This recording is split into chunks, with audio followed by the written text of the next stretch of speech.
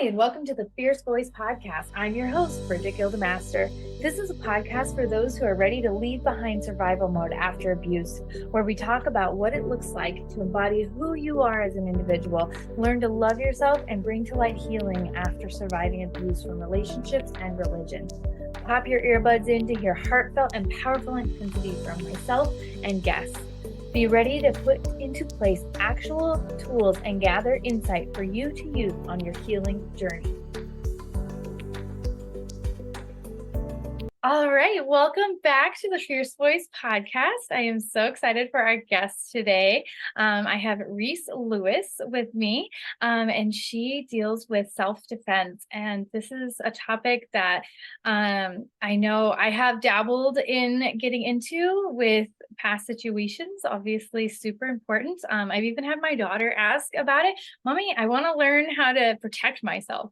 And so we haven't found anything local yet, but I'm so excited to learn more and what she has to offer, and maybe even some tips and tricks on how to look for a good self-defense class. So I'll let you introduce yourself some more. Hi, thank you, Bridget, for having me. I'm super excited to be here and speak to the hearts of your audience. Again, my name is Rice Louise of Warriors Landing, and my thing is self-defense. I teach women and those that they love. They can bring their husbands, their sons, their boyfriends, their whatever. But my heart is for the women and for the moms. I teach them how to equip and prepare themselves to defend themselves should the need arise. And we do that in a variety of ways. My most sought after, or what I started with, is with the use of firearm, safe and effective use of the firearm, and situational awareness, and just, simple things like that. Just little things that we can do to help keep ourselves and our families safe is my passion.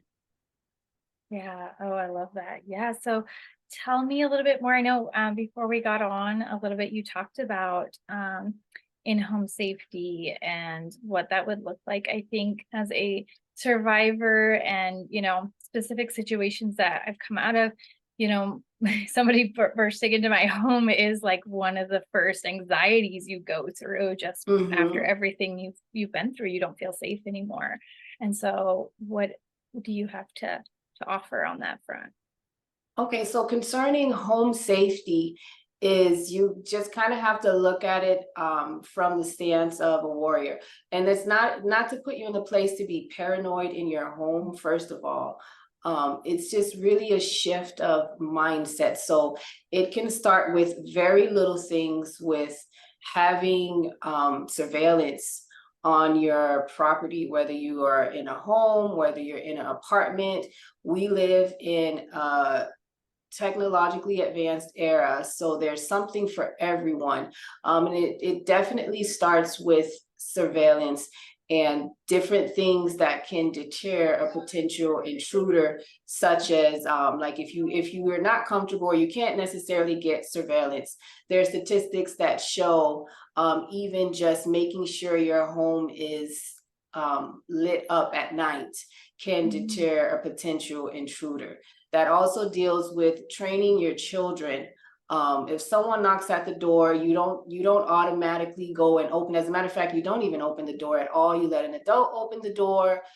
If someone knocks at the door that you are not expecting, I typically tell people, don't open the door, especially nowadays. Criminals are getting very crafty at deceiving potential victims.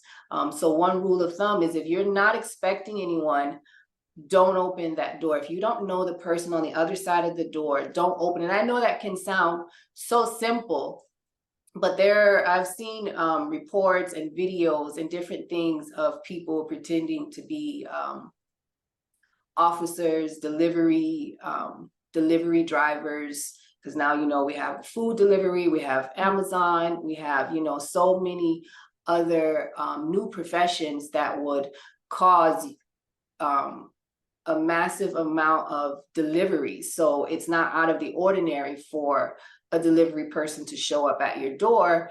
Criminals know this, and they are using this to gain access into people's home. All it takes is a crack for someone to just push that door open and cause you to be a victim. So I tell people, don't open the door. Whatever, whomever needs, they can talk to you outside of the door. If it's a package or whatever, hey, leave it at the door. You'll get it when they completely walk away. And again, just having surveillance. Usually if someone knows they're on camera, it is usually is a natural deterrent. If someone knows that there's light, it's not dark, they can't hide, it's a natural deterrent. And then of course, at the end of all of those steps, I also advocate for having some type of weapon in your home. If if a situation comes to that where that's your only way to defend yourself, get skilled in being able to use some type of weapon. My choice, of course, is a firearm. But those are just a few things that I would do, or that I teach. I also teach families, especially if you have kids. I teach them, okay, if something happens, if someone gets in, this is the plan of action. They need to know that. They need to know what to do if an intruder breaks in, so that they're safe. The older ones, you can teach them different, code words or what have you, to say, hey, we're in a 911 situation, go and call 911. We have different, what do they call? They're like prepaid phones. We have prepaid phones throughout, where if something happens, I can tell my older two, hey, go call 911, or hey, gather your siblings and go to this specific room or that specific room. As a matter of fact, when I first got into this field and I just learned all the statistics and I was seeing all the crazy things that I was seeing by way of being in the field that I'm in, we would tell our kids, like, anyone, even if we were expecting anyone, just because we like to get them ready, get them prepared. So anyone that comes to the door, we would tell the older ones, okay, because I have five children, and I would tell the older two, okay, gather your siblings and go wait for me in the room while mommy or daddy answers the door to see who this is. And so they would do it. They thought it was like a game, like, oh, someone's at the door, come on, let's go hide. That's what they say, let's go hide. Then they would go in the room, and that's just, again, another step to keep you and your loved ones safe. But again, it's just these little things that people don't think of, or that they take for granted, or they think it's cliche or too simple to work. These things work. And how do we know? Because in prisons, criminals that have been successful at being criminals, they interview them and they ask them, hey, why did you choose this house? Or how did you get in to this house? Or what do you think could have stopped you? And they have these interviews and they answer. And so based off of these answers and these, different statistics, we're finding that just the simplest, the littlest things can help keep you and your family safe. Wow. Yeah, no, it does. Like you said, it does sound simple, but we have neighbor kids around, and as soon as they knock on the door, the kids are running to the door, and that would be a super easy thing to mimic in our house, because that's what we just kind of do. And so that makes so much sense. It really does. It's those little steps for sure. And it's easy I to know, practice. yeah. And I know, and you said surveillance, and I know cameras are so easy. Those are very common. I'm always getting ads for, a $30 door camera. Like, that's not hard. Yeah. It's so worth it. Just get it. Yeah. Yeah. That's awesome. Yeah. So what are some of the, sorry, I lost my train of thought. I can edit too, just so you know. What are some of the things that you recommend for women specifically who are potentially in a dangerous situation or, you know, could potentially be one. Okay, so what I recommend for women is to start thinking about these things before the potentially dangerous situation, because it's when we find ourselves in that situation, do we have regrets and we feel like, man, I could have prepared myself a little bit better, which is again how I ended up doing what I do, because I was in a situation where I was not prepared, and it could have turned out way worse than it did. And I thank God we all made it out okay. But because I wasn't prepared, I was just taking my safety for granted, because I come from a family of protectors. So I never had a desire or a passion or anything to protect myself. I was one of those women just kind of in la la land, like, oh, my parents will protect me, my husband will protect me, I'm okay. I don't need to be cognizant of what's going on around me because, either my parents are with me or my husband or my brothers or whatever, what have you. I just kind of always felt protected, which I know kind of speaks to the opposite of your audience. But my experience was a little bit different because I always felt protected. I never saw a need to teach myself how to truly protect myself should the need arise. And so a situation happened where my children were being targeted for a potential abduction. And I just remember playing that moment over and over in my head, like, at the moment, I felt like all bark and no bite. Like I knew if those perpetrators were successful, like there was literally nothing I could have done at that moment except for scream and cry for help while one of my babies is being, taken away. And so I caution women, I urge them to start thinking about these things right now, because you don't want to be a victim. You don't want to look like a victim. And again, this goes back to those interviews when they ask, okay, well, how did you pick this woman? What made you decide to pick her? And there's certain things, certain characteristics that we just do, as people trying to enjoy our lives that we don't think about, that causes us to look like a victim in the eyes of a perpetrator. Now, I'm not saying that any woman deserves to be a victim. Them being a victim is no fault of their own, but there are certain things that they can do to deter a perpetrator from choosing them to be their next victim. So certain things like situational awareness. I had a terrible habit everywhere because, we are so connected to our cell phones and it's so easy to get lost in your cell phones. So my face would be glued to the cell phones, in and out of the stores, just kind of out and about in public.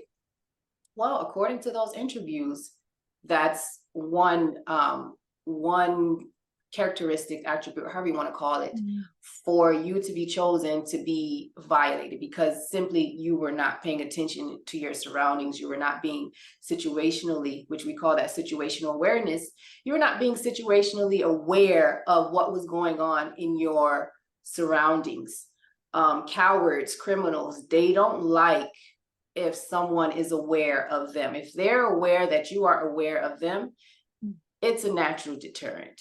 So that's one thing, but the main thing is that mindset and that goal. Like, put this on your goal, and don't even start tomorrow, start today, to come up with a game plan of how you are going to position yourself to protect yourself. I like to tell women, you want to be the lion, you don't want to be the deer. You don't want to be the docile creature in the forest that is always preyed upon. You want to be that lion, that is a protector, that is fierce, that is not preyed upon very often, if any at all. Be that lion. Don't be the deer. And then that comes with having the mindset shift. And I remember recently, I forget who was a speaker, but he said something that was so profound, to the extent of, you want to be dangerous. You want to make yourself dangerous. And that speaks to, again, making sure you're putting yourself in a position to where you're not chosen by this coward, this criminal, to violate you. You want to make yourself dangerous. You want that when they look at you, they think twice about violating you or your kids or anyone around. You want to make yourself dangerous. And again, I can't say this enough times, but it comes with a shift in your mindset, and it comes with being aware continually of your surroundings.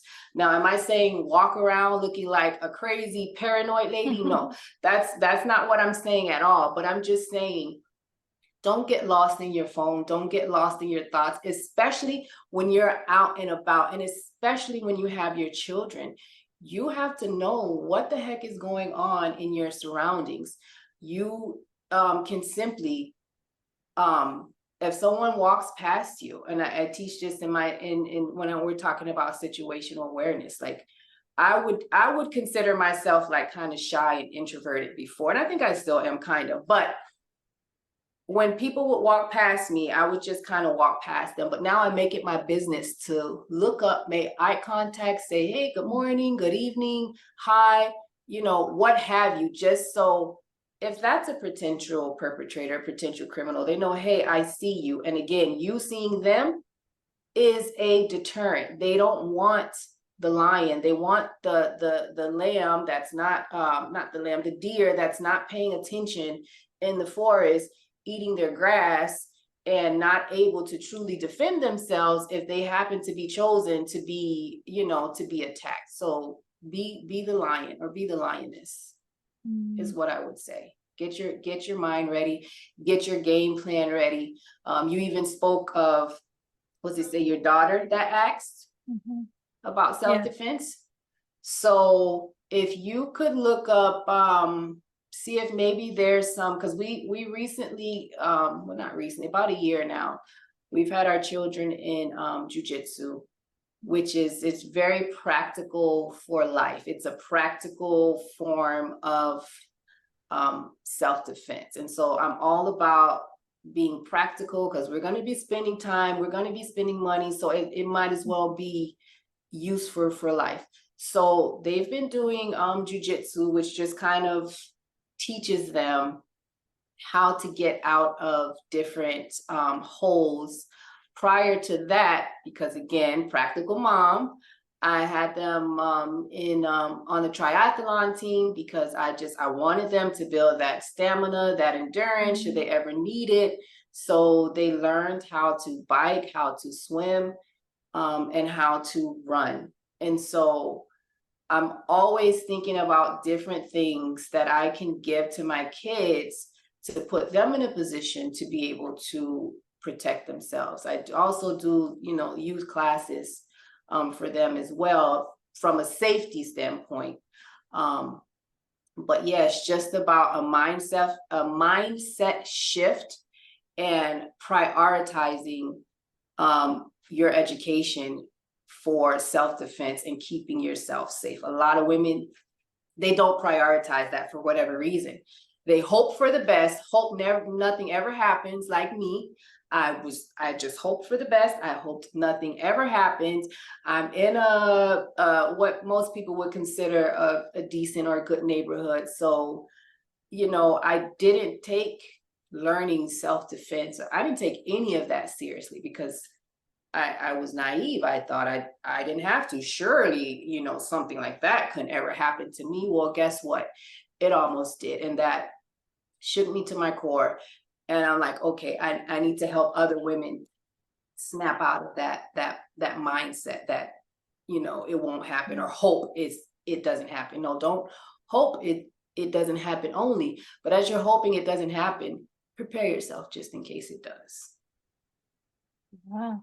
No, that's so powerful. Like, even what you're saying, for me and my story, I had the same thing, that'll never happen to me, right? And all of that. Mm-hmm. And I feel like even after the incident happens to you, you go through a period where you block it out.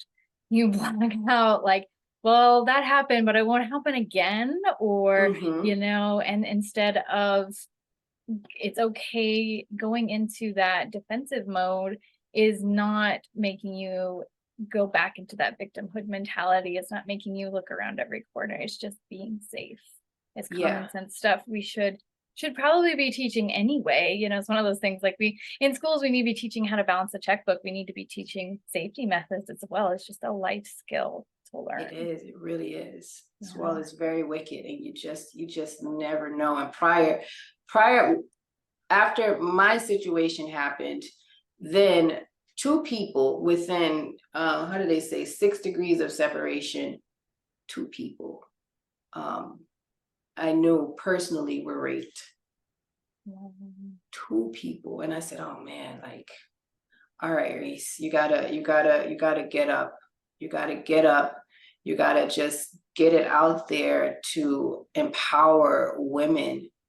Because then I said the same thing, man, what if they knew better how to protect themselves? Surely the outcome would have been a lot different. There's someone from my parents' church, a young, innocent teenager went out for her usual walk, and she still has not been found to this day. So different things that are just really hitting close to home, just really, really propels me to just get it out there. Like, hey, woman, empower yourself, prepare yourself, be that lioness that that's within, because you never know. You never know when some evil, wicked coward is waiting to violate you or someone you love in the worst way. And it's even worse when you replay, because even then, when I replay what happened to me, and I replay with the worst case scenario, I always go back to what could I have done? How could I have better prepared myself so that this never happens to me? And, I would hate, or I know a lot of women struggle with the what ifs, like, oh, what if I took that self-defense class that I was thinking about taking? What if I took that firearm class? What if I would have did that? Then perhaps the outcome would have been different. Well, don't live in those what ifs. Prepare yourself. Prepare yourself while you have the moment. Don't wait for the worst case scenario to happen to you. Just prepare ASAP. It's of utmost importance. Yeah. Well, and you being aware only allows people around you to be more aware. Mm-hmm. You're able to help and, drop your knowledge, even in the smallest of ways. And like you said, what if it's just that one little thing where you look up and say hi to someone? If someone knew that one little thing to deter someone, how impactful that is. Yeah, Yeah. that's awesome. I love that. Wow, you speak to so much, like so much knowledge. How long have you been studying or offering and teaching? So I've been going to the range very casually because my mom is ex-military. My husband is military too, but I've been going to the range with my mom since I was a kid. But I never took it seriously. I didn't even I couldn't even really tell you, all of the rules of operating or anything like that. But I only got serious about it. Let's see, this thing happened about, I think maybe about 4 years ago Mhm.